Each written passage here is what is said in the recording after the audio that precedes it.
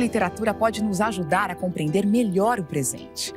O escritor Ítalo Calvino enumera diversas razões em sua famosa obra Por que Ler os Clássicos? Para ele, um clássico é um livro que nunca terminou de dizer aquilo que tinha para dizer. Esta série do Café Filosófico revisitou grandes obras literárias do século XVI ao XX para refletir sobre nossas relações, crenças e descrenças, pensar a ética, a história, o mundo da política e as mudanças sociais que vêm ocorrendo ao longo do tempo.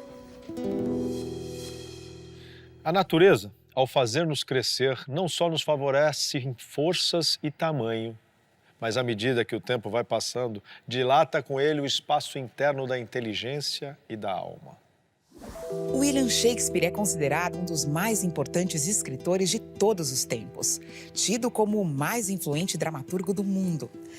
Apesar de Shakespeare ser do século XVI, seus textos literários são verdadeiras obras de arte que permanecem vivas até os nossos dias, sendo constantemente retratadas pelo teatro, literatura, cinema e televisão. A peça que nós vamos tratar hoje é um dos livros mais importantes da nossa tradição literária. Passa-se na Dinamarca, país que no passado havia invadido a Inglaterra. Passa-se em torno de um príncipe, Hamlet, que volta dos seus estudos, junto ao seu tio Cláudio, que acaba de casar com sua mãe viúva, Gertrudes, celebrando o casamento, sobre ainda o espírito da morte do seu pai, também chamado Hamlet. Trata da sua namorada, de uma situação um pouco ambígua, que é Ofélia. As duas personagens femininas, Gertrudes e Ofélia, são relativamente fracas na peça, ao contrário de outras peças. De um cortesão chamado Polônio, do seu filho Laertes, ele também é o pai de Ofélia, de amigos como Horácio e de pessoas ao redor da corte, como Rosencrantz e Guildenstern.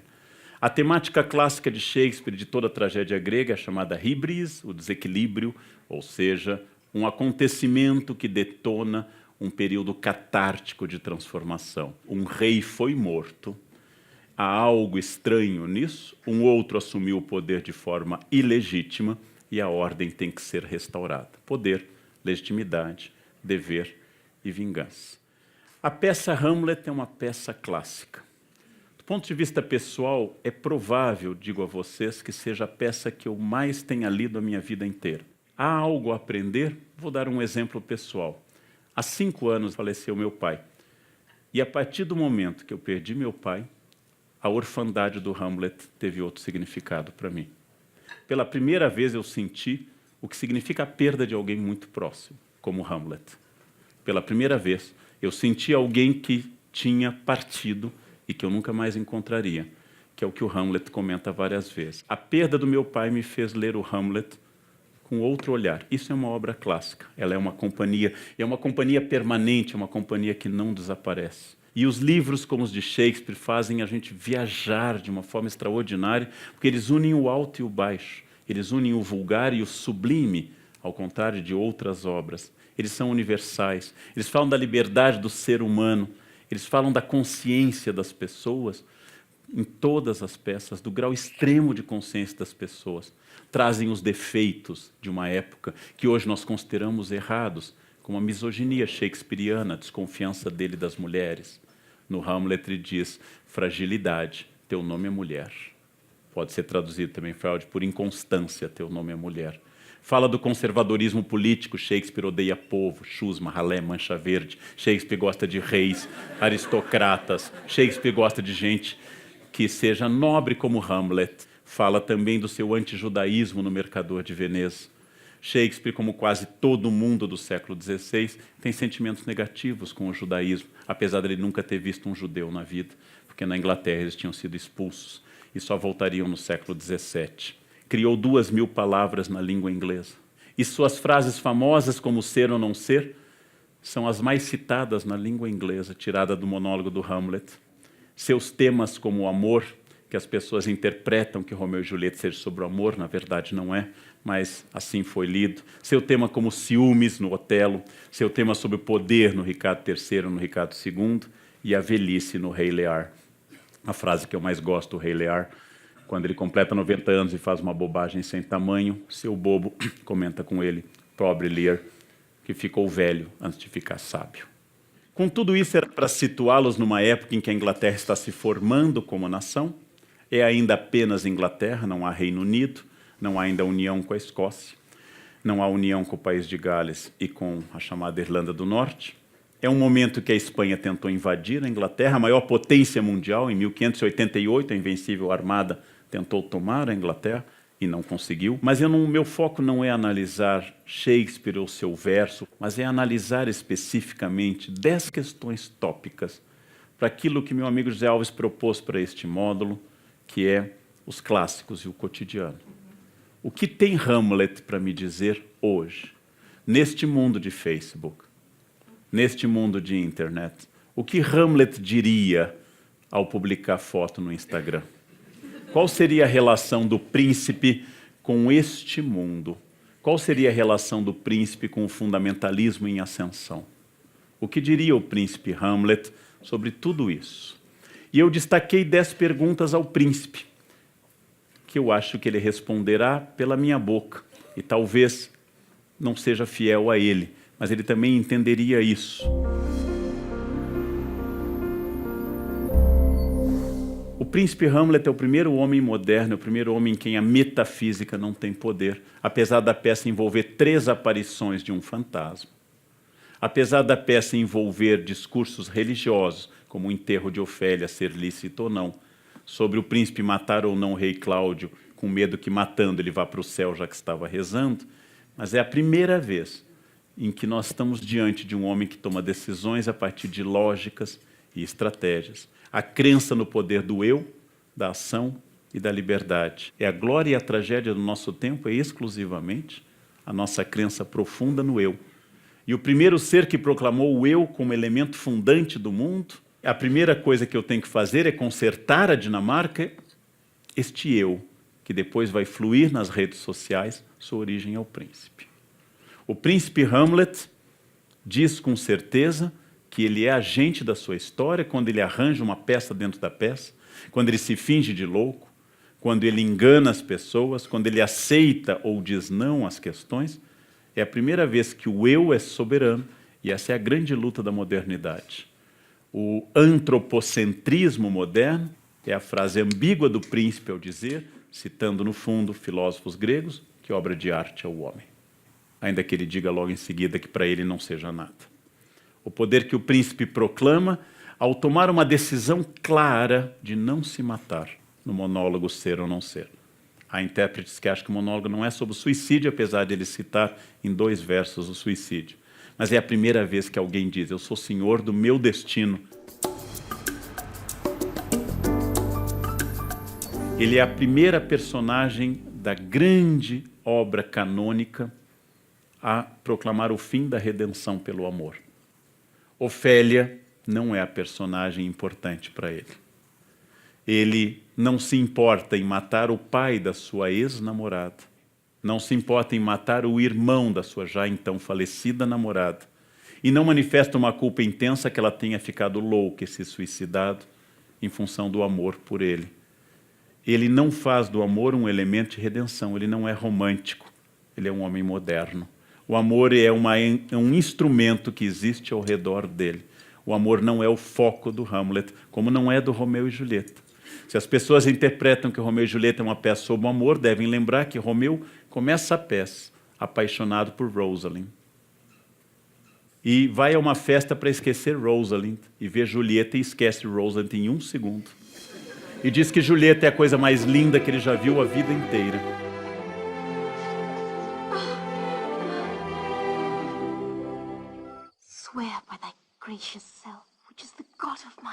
Eles se proclamam amorosos na cena do balcão, na noite de domingo para segunda.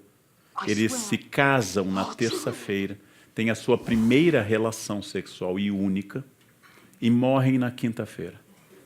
Se isto é o modelo de amor, um amor que vai de domingo à noite até quinta pela manhã, eu amei intensamente, dezenas de vezes na minha vida. A ideia que nós fazemos de que Romeu e Julieta esteve sob o amor é a ideia romântica, a ideia do século XIX. A peça é sobre a ordem política, e a personagem central é o príncipe Escalos, que 3 vezes entra em cena para restabelecer a ordem. Porque o Romeu e Julieta nos passa a seguinte lição: sigam o conselho dos pais, porque seguir o coração só dá problema. Ou seja, a peça nos diz: não casem por impulso, não olhem para o coração, porque a paixão é uma infecção temporária. Olhem que o casamento é para sempre, até que a morte os liberte ou separe. Ou seja, Romeu e Julieta fala da ordem, como tudo em Shakespeare.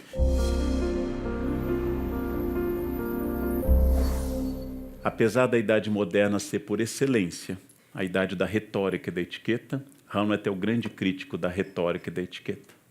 Apesar de Hamlet usar da retórica, Hamlet critica 2 personagens. A primeira é o próprio Polônio, que só fala de forma retórica e nunca se coloca, nunca está presente. Polônio é sempre o homem da cena. Polônio é o homem que diz o que deve ser dito. Polônio é o homem da etiqueta, é um homem da corte. E Hamlet o mata, dizendo que ele morreu exatamente do jeito que ele sempre viveu, ou seja, enganando aos outros. No mesmo momento que a etiqueta e a retórica começavam a hipertrofiar na sociedade contemporânea, Hamlet começa a dizer que a etiqueta não tem nenhum valor. Que o importante é o que você é e não o que você aparenta, apesar de Hamlet dominar a retórica. A peça Hamlet esteve entre as mais populares na Inglaterra. Calcula-se que sobre Hamlet já foram escritos cerca de 80 mil volumes, sendo uma das obras com o maior número de citações na literatura inglesa. Do not, my lord. Why? What should be the fear? I do not set my life at a pin's fee, and for my soul, what can it do to that, being a thing immortal as itself? Hamlet ainda figura entre os textos mais realizados do mundo, tanto no teatro como no cinema. E se ela continua sendo encenada, é porque ainda nos diz respeito. No próximo bloco, o que Hamlet tem a nos dizer? Hamlet é o anti-Facebook.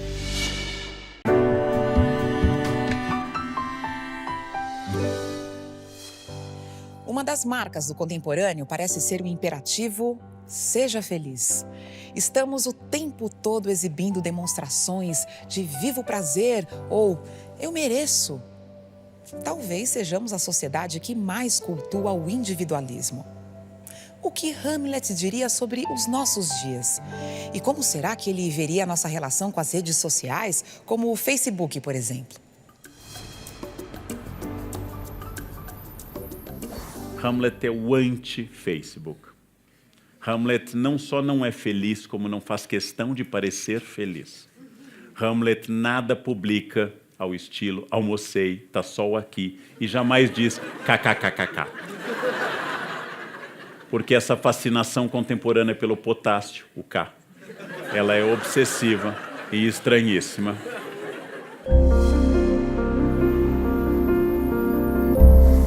Hamlet é melancólico.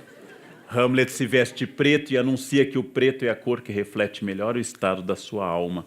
Ele diz no ato 2, na cena 2, eu podia ser livre numa casca de nós.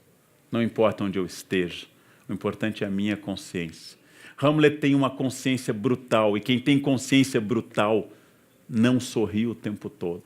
Hamlet não pertence à geração que acha que ser feliz é uma obrigação. Hamlet certamente acharia que os otimistas são mal informados.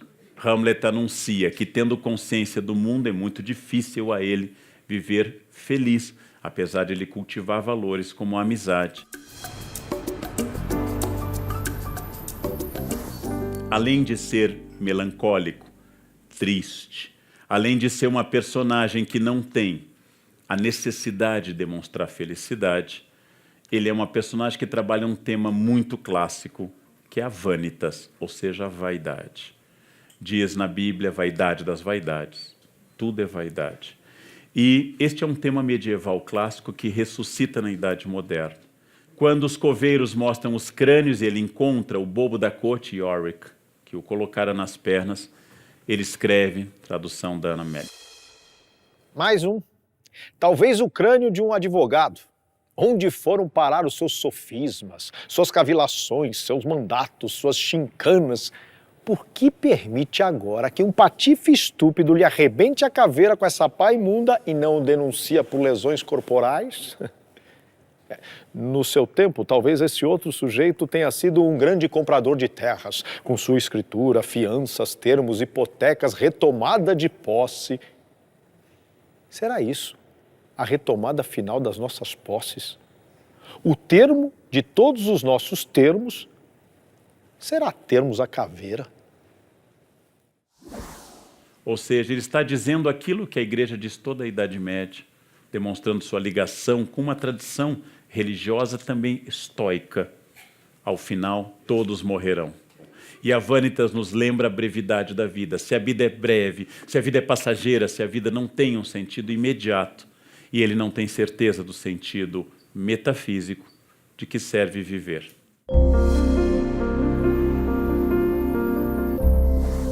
Acima de tudo, ser fiel a ti mesmo. Disso se segue como a noite ao dia, que não podes ser falso com ninguém. É muito curioso que no Hamlet esteja talvez o primeiro núcleo da autoajuda contemporânea. Polônio, o homem vazio. Polônio, o homem da retórica. Polônio, o homem em que ninguém suportava seu jeito empolado. Polônio dá ao filho os conselhos mais sábios, práticos e diretos para a felicidade. Quando Laertes volta para estudar em Paris, Polônio lhe dá os seguintes conselhos que eu vou sintetizar da tradução do Milor Fernandes. Não expressar tudo o que se pensa. Ouvir a todos, mas falar com poucos. Ser amistoso, mas nunca ser vulgar. Valorizar amigos testados, mas não oferecer amizade a cada um que aparecer na sua frente. Evitar qualquer briga, mas se for obrigado a entrar numa, que seus inimigos o temam. Usar roupas de acordo com a sua renda, sem nunca ser extravagante. Não emprestar dinheiro a amigos, para não perder amigos e dinheiro. E, por fim, ser fiel a ti mesmo, e jamais serás falso com ninguém. Estes conselhos, absolutamente lógicos, coerentes, é a primeira vez que a sabedoria é sintetizada em alguns versos. E é a primeira vez que alguém diz o princípio que no futuro se transformará na Gênese da autoajuda. Ser fiel a ti, seja fiel a você, e você será fiel a todas as pessoas. Essa é uma ideia muito interessante porque é enunciada pelo homem mais estúpido da peça, que é Polônio. Ou seja, ouça seus conselhos, mas não sigam sua prática.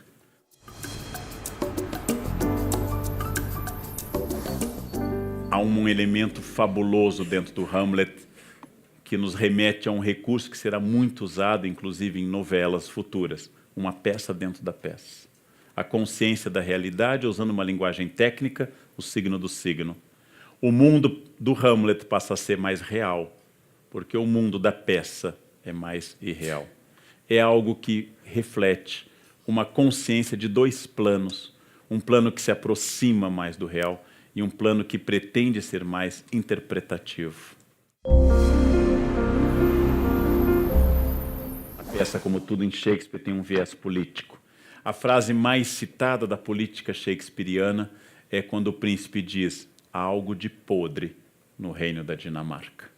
Hamlet sente que a corte está tomada pela corrupção. Hamlet não sabe bem o que fazer. Hamlet não pode se apoiar no tio, não pode se apoiar na mãe, não sente firmeza em Polônio, e são mandados a eles dois amigos, que são, na verdade, alcaguetes, Rosencrantz e o Guildenstern. Hamlet tem que dizer: há algo de podre no reino da Dinamarca. Diz o grande Harold Bloom, dos maiores especialistas em Shakespeare: foi a consciência que o envelheceu. A consciência catastrófica da mazela espiritual que assola o mundo, que ele internalizou e não quer ser chamado a curar. Tão somente porque a verdadeira causa de sua versatilidade é o impulso rumo à liberdade. Faz séculos, os críticos concordam que o maior apelo do Hamlet é o paradoxo. Nenhum outro personagem da tragédia parece tão livre, mas o mal de Elsinore é o mal de todo tempo e lugar. Todo estado tem algo de podre, e os que têm sensibilidade semelhante ao de Hamlet, cedo ou tarde, vão se rebelar. O que Hamlet poderia dizer sobre a política brasileira nos dias atuais? Em primeiro lugar, Hamlet riria da nossa bipolaridade. Nós estamos num momento de extrema burrice argumentativa. Ou você é uma coisa ou outra. Toda bipolaridade tem tratamento psiquiátrico, gente. O meu grande drama com a política atual é a pobreza da argumentação dos dois lados. A constatação de que há algo de podre no reino da Dinamarca ou no reino de Brasília.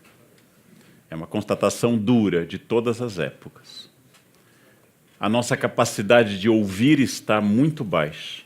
No momento que eu não quero ouvir mais nada, a solução, em geral, seria a guerra civil. Quando eu não quero ouvir o que o outro lado quer dizer, a Espanha disse isso em 1936. Então nós vamos dividir o país ao custo de talvez 1 milhão de mortos. A guerra civil é o encerramento do diálogo. Nós somos uma sociedade complexa e variada, somos uma sociedade com várias virtudes e vários defeitos, e a primeira condição seria ouvir. Ouvir para fugir da bipolaridade. A bipolaridade é um recurso retórico. Ou você é Deus ou o diabo. Ou você é o bem ou o mal. As pessoas que acham que a corrupção está a cargo de um partido e que bastaria tirar esse partido do poder para que o reino da justiça e da igualdade se instalasse no país, são pessoas muito felizes. São pessoas que substituíram cultos como do Papai Noel e do Coelhinho pelo culto da corrupção isolada. E quando eu digo isso, eu não estou dizendo que um ou outro partido não sejam notáveis pela corrupção. A corrupção que Hamlet nota começa no leito da sua mãe na Dinamarca. A microfísica do poder. A corrupção começa a andar pelo acostamento. A corrupção começa no recibo de dentista comprado para entregar um imposto de renda. A corrupção continua no atestado médico falso entregue pelo pai para justificar o filho, que apenas vagabundeou para a prova. A corrupção continua com o colega, que na aula de ética política e filosofia assina a lista pelo colega, estudando Spinoza e a sua ética. A corrupção continua em todos os lugares, e apenas numa ponta do iceberg, como o último elemento da corrupção, ela chega a um partido, a um governo e a um poder. Se a corrupção fosse de um grupo, eu seria uma pessoa profundamente feliz. Rejeitaria Hamlet, adotaria Paulo Coelho. Seria uma pessoa absolutamente tranquila, porque a partir deste momento eu teria consciência que, eliminando aquelas pessoas que são do mal, eu estaria livre. Hamlet, na sua consciência, vai percebendo que o mal vai por todos os lados, inclusive nele. A primeira condição da política é o diálogo, porque o diálogo nos humaniza. E você entende que, em geral, seu ódio ao outro é seu medo de si. Essa seria a resposta hamletiana. E a capacidade de exorcizar o seu mal para um segundo ou terceiro. To be or not to be? That is the question. O ancestral dilema de Hamlet, ser ou não ser, foi incorporado à história cultural da humanidade. Mas o que realmente significa? Será que as reflexões de Hamlet ainda nos tocam?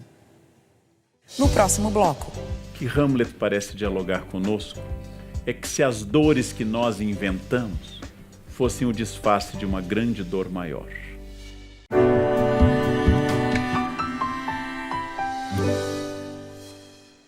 Ser ou não ser?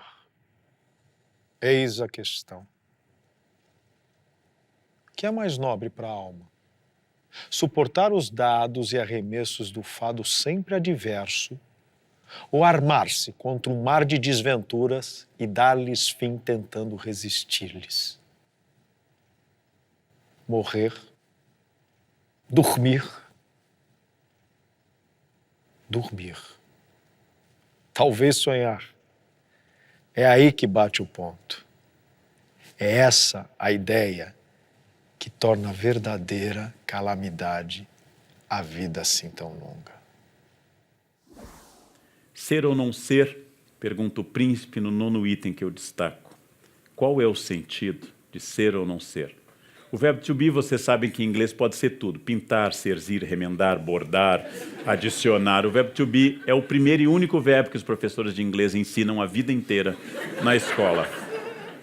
Porque ser ou não ser pode ser traduzido, como fazem alguns tradutores recentes, por existir ou não existir. Cada época diz uma leitura. O próprio Hamlet dá uma pista ao dizer a Horácio que ele entregaria de bom grado seu coração a um homem que fosse senhor das suas emoções. Porque uma pessoa passional é uma pessoa perigosa. Domínio de si. A pessoa que tem domínio de si, pensa o príncipe, é a pessoa que jamais se ofenderá. Como eu já disse em sala de aula várias vezes, eu só posso me ofender se eu não me conhecer. Alguém me insulta dizendo algo sobre uma questão pessoal. Só há duas hipóteses. A pessoa está dizendo a verdade, ou ela está mentindo. Dizem que minha mãe é de moral duvidosa, insulto básico. Eu reflito sobre a biografia da minha mãe e não constato na biografia dela nenhuma indicação de que ela tenha tido moral duvidosa. Pelo contrário, sua aparência nas fotos, nunca sorrindo, é de alguém que foi fiel a vida inteira a um único marido.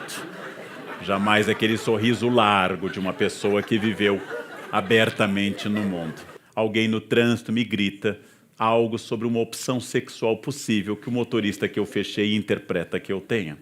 Duas hipóteses. De fato eu tenho e não me ofendo. Ou de fato eu não tenho e não me ofendo. O estoicismo de Hamlet é o estoicismo de quem se conhece. Quem pode ofendê-lo? Quando Polônio lhe pergunta o que o senhor está lendo, ele diz: palavras, palavras, palavras. E o Polônio vai começar a perceber que, debochando dele, Hamlet não perdeu a razão, mas está num outro tipo de sabedoria. Um homem que domina a si é um homem a quem Hamlet entregaria seu coração. A consciência moderna nos leva ao grande mal da modernidade que ninguém resolveu, e Hamlet apenas destapou essa pequena caixa de Pandora, a solidão estrutural da consciência moderna. Somos seres solitários. Sempre fomos. Mas a consciência coletivista medieval dava a sensação de uma cristandade no Ocidente, de uma unidade, de um Deus que por todos zelava, de uma sociedade igual religiosamente. A modernidade trouxe a diversidade religiosa e a diversidade política. O inferno, vai pensar Sartre no século XX, está nos outros, diz uma de suas personagens numa peça Entre Quatro Paredes. Sartre e Hamlet chegam à consciência de que eu estou inevitavelmente isolado na minha consciência. E a necessidade do mundo nos oferecer coisas novas porque eu não tenho nada a interagir com o mundo. Por que é que o príncipe Hamlet lê apenas um livro toda a peça? E por que é que nós temos que ver Velozes e Furiosos 75, Velozes e Furiosos 86? Porque, na verdade, eu não vi nenhum. E não tendo visto nenhum, eu preciso que eles se repitam. Como eu não tenho, de fato, amigos, eu tenho 3.000 no Face. Como eu não tenho uma vida interessante, eu fotografo tudo na minha e compartilho com todos. A minha solidão se insinua de tal forma, ela é tão estrutural, que eu tenho que fazer com que os outros me digam aquilo que eu desconfio, que a minha vida é uma vida que vale a pena ser vivida, através da observação dos outros. Isso não é sinal de um narciso exatamente fraco, mas é sinal de um narciso cada vez mais isolado em si, sem comunicação com o mundo, sem ouvir mais a ninguém. Ninguém ouve ninguém. A solidão individual a 2 ou a 3 é a norma de todas as pessoas. E celebramos essa variedade de coisas porque exatamente nós temos cada vez mais dificuldade em estabelecer algo significativo e orgânico. O príncipe se sente mal na corte de Elsinore, porque ninguém em Elsinore lhe diz a verdade. Todos em Elsinore dizem a personagem, Polônio, seu tio Cláudio, sua mãe, sua ex-namorada, seus falsos amigos Rosencrantz e Guildenstern. Todos dizem o que deve ser dito. Todos dizem o que é usual, e ninguém está presente naquilo que fala. O príncipe é extraordinariamente consciente. E sendo consciente, o príncipe vai pensar seguidamente, mas o que eu faço de fato com a minha vida? E como viver uma vida que seja orgânica, se todos os valores estão esgarçados? Depois de falar por milhares e milhares de palavras, quando ele morre longamente numa cena trágica, Hamlet diz a sua última frase. And in this harsh world, draw thy breath in pain to tell my story.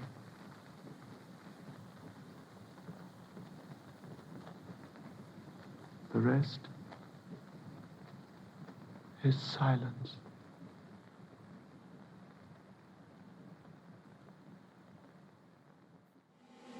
Porque depois dele ter dito tudo que é possível dizer, Hamlet não precisa dizer mais nada, porque agora o resto é silêncio. O que Hamlet parece dialogar conosco é que se as dores que nós inventamos, dores financeiras, dores físicas, dores de problemas familiares, fossem o disfarce de uma grande dor maior. A dor que nós não conseguimos nominar. Por isso estabelecemos dores laterais. Por isso estabelecemos que eu esteja bem ou não naquele dia. Hamlet diz exatamente que esta dor nasce do fato de que todos naquela peça, em quase 4.500 versos, estão dizendo a ele o que ele deve ou não deve ouvir, e não exatamente o que as coisas são. Hamlet objetivamente está olhando para o mundo e dizendo: quando é que haverá alguém que vai me dizer o que as coisas são? Quando alguém parará de dizer o que deve ser? Quando alguém parará de colocar fantasias, de beber muito, ele reclama da bebedeira da corte, de disfarçar sua dor? Quando alguém começará a estar presente naquilo que fala? Quando as pessoas começarão a ser e deixarão de não ser?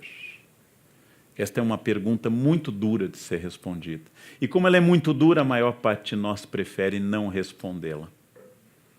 Como nós falamos muito, é provável que nós falemos muito, e todo instante, ao celular, no WhatsApp, porque nós não temos mais nada a dizer.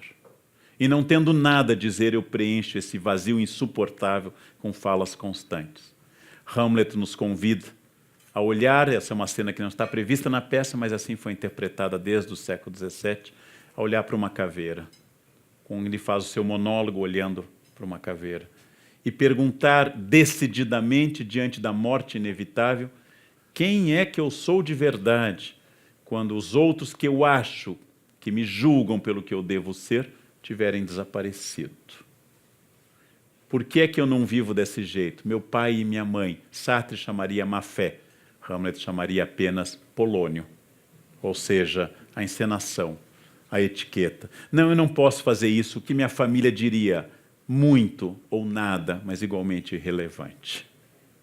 Se a família apoiar ou criticar, você continuará sozinho. Mas como eu prefiro, ao invés de enfrentar a solidão da minha decisão, eu prefiro dizer que é uma opção por causa da minha família, dos meus filhos, meus vizinhos ou da minha fé, eu prefiro sentir-me vigiado do que me sentir sozinho. Eu prefiro me sentir protegido pela crítica do que largado pela indiferença. Esta é a pergunta central do Hamlet. O que eu responderia se nada fosse relevante a não ser a minha decisão e nada garantisse que essa decisão fosse correta? Quem eu seria se eu estivesse absolutamente só no mundo? Resposta do príncipe: você está só no mundo. Até porque sua vida será sempre solitária, com outros solitários ao seu redor, dando opiniões sobre eles, e você interagindo, dando opinião sobre si.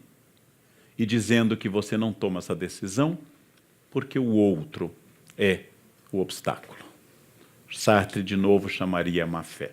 No próximo bloco. E que quanto mais eu fotografar e passar adiante, comunicar, é maior sinal que eu estou triste, triste, triste.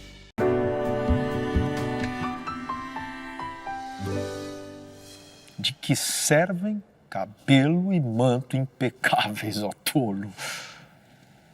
Tudo dentro de ti está confuso.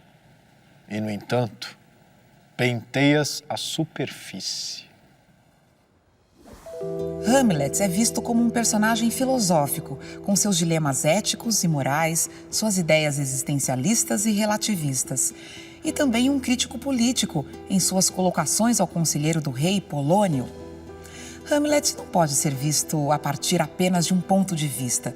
Seja psicológico, político ou social, todos os enfoques são válidos. A peça de Shakespeare traz abordagens e problemas complexos e universais. Nós temos a chance de uma virada, vou usar uma palavra mais difícil, epistemológica no século XXI, em que o conhecimento atingiu um novo patamar de validação. Temos a chance, mas isso ainda não ocorreu. Nós não estamos mais brilhantes ou mais produtivos do que há 30 anos. Apenas estamos incrivelmente mais ocupados com o mundo virtual. Me preocupa que realmente a fala reflexiva, que é o tom da fala do Hamlet, tenha desaparecido e a fala informativa esteja dominando. Porque a frase reflexiva pressupõe pensar no que eu estou dizendo.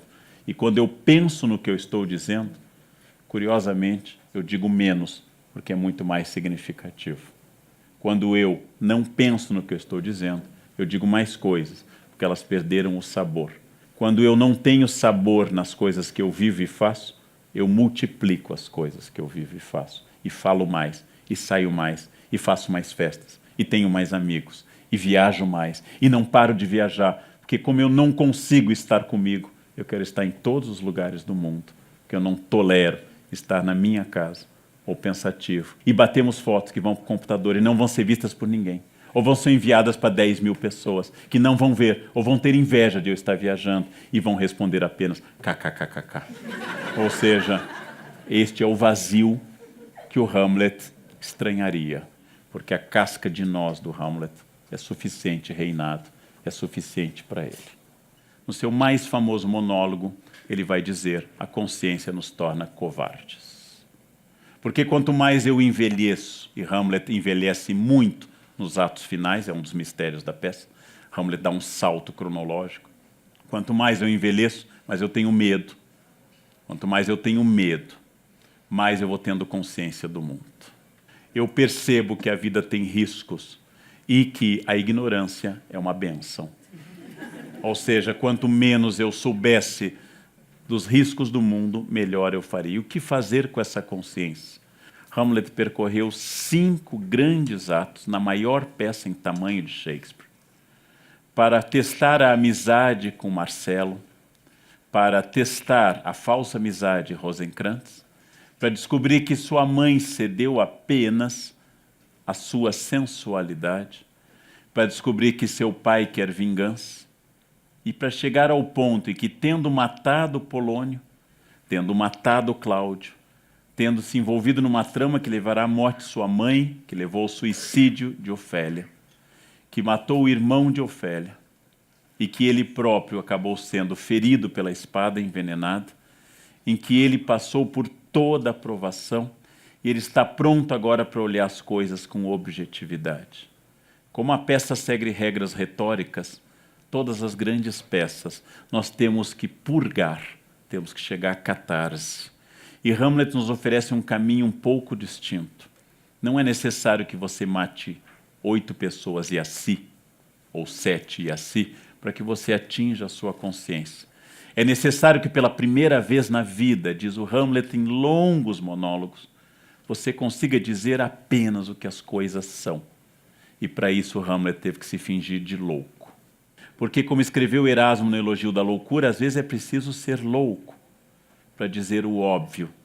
Às vezes é preciso ser louco para dizer que todos os problemas que nos são mostrados na televisão são problemas falsos, para que nós não vejamos os reais. Que todas as fotos que são exibidas nas revistas são enganos de consciência, para que eu não veja o que eu não quero ver, o rosto da Medusa. Que todas as festas são um barulho alto para impedir que eu expresse a melancolia densa e profunda da minha existência. E que quanto mais eu fotografar e passar adiante, comunicar, e quanto mais eu escrever potássio, potássio, potássio, é maior sinal que eu estou triste, triste, triste. Porque eu estou precisando que o mundo inteiro curta a vida que eu não estou curtindo. Que o mundo inteiro me diga como é legal a vida que eu próprio estou achando insuportável. E se muitas pessoas me disserem isso, Eu consigo evitar que o resto seja silêncio. Eu consigo evitar a solidão. E eu consigo, finalmente, descobrir que eu vivo em sociedade, mas que a minha consciência é minha, que o meu projeto é meu, que minha vida é absolutamente minha, que ela é resultado das minhas escolhas, que o meu eu é imperativo, que eu estarei onde eu desejar, construirei a família que eu desejar, a partir de uma série de reflexões e ações que vão interagir com o real, que vão interagir com a decisão das outras pessoas.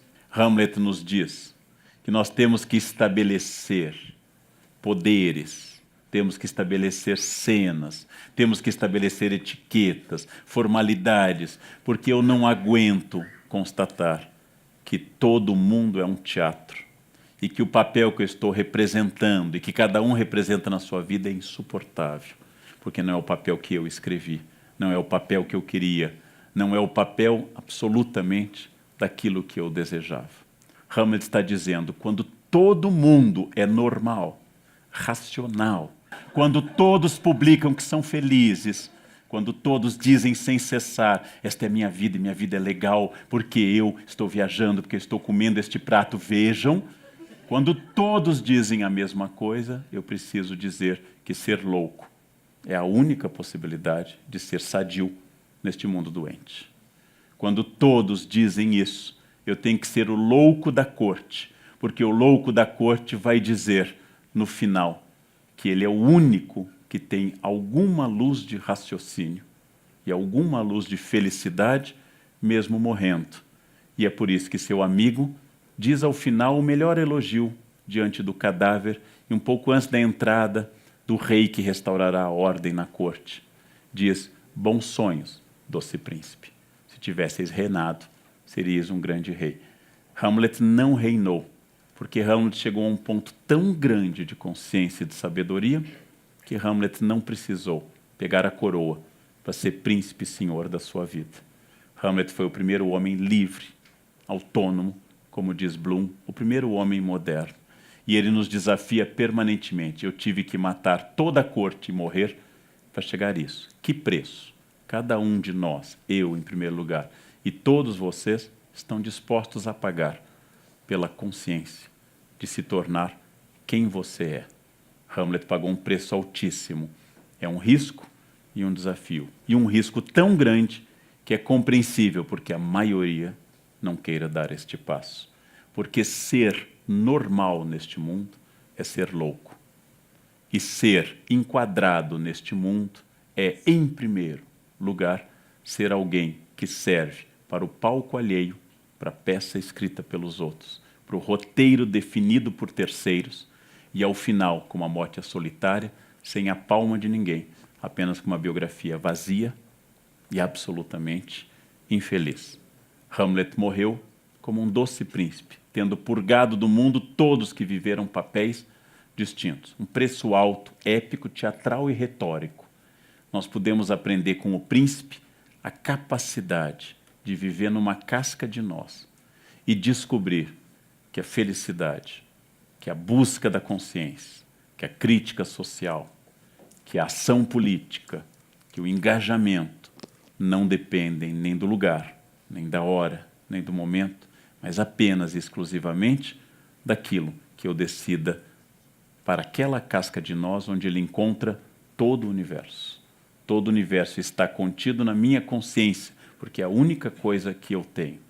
Eu sozinho, lendo um livro, ou eu trocando ideias como eu troco essa noite com os senhores, é um momento em que as nossas consciências se questionam, avançam.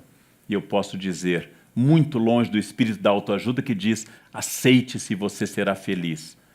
É muito mais grave do que isso. É tente descobrir vagamente quem você é. Bom, então você não será feliz, mas sua consciência vai pelo menos fazer com que você não seja falso, vazio e comum. E que você pare de postar felicidade falsa, que não convence a mais ninguém há muito tempo, nem a você mesmo. Por isso que você passa cada vez mais horas postando ao celular. Hamlet está nos dizendo, digam ao celular, digam ao computador, digam ao emprego, digam à roupa, digam à família, digam à academia, digam a tudo, pelo menos uma vez na vida, quem é que manda, porque até o momento são eles que mandam. Hamlet está dizendo, comece a fazer algo, porque se você não fizer, em breve o resto será silêncio. E esta é a lição do príncipe. E cada vez que eu leio o príncipe, eu me envergonho de ser muito menos do que a consciência dele é. Eu me envergonho de ainda ser tão social, tão enquadrado. Eu me envergonho de várias coisas. E me alegro que aqui, na minha contradição, na minha hipocrisia, na minha absoluta mediocridade, eu consigo olhar para o príncipe e dizer, eu gostaria de um dia, ao envelhecer, pelo menos tentar ficar sábio. Ou seja, seguir o conselho do rei Lear e não seguir a paixão com que Otelo matou Desdémona, com que Macbeth matou seu rei, com que Romeu e Julieta se mataram sem querer e com que o Hamlet matou querendo, praticamente, todo mundo e ainda se orgulhando de que ele tinha atingido na morte a consciência final. Eu poderia viver recluso em uma casca de nós e me considerar rei do universo infinito. A consciência de Hamlet nos leva a refletir sobre como estamos lidando hoje com a vaidade, o poder, o amor. Afinal, o que estamos buscando ser? Assista a mais palestras no site da CPFL Cultura. O Café Filosófico de hoje fica por aqui. Pobre homem que acha que o problema do mundo está nos outros. Por que eu acho que todo mundo que me persegue tem inveja? Pode ser simplesmente alguém que esteja reconhecendo a minha falta de qualidades. Se a minha honra está no ano do carro, há algo de podre no reino da Dinamarca. Muito podre.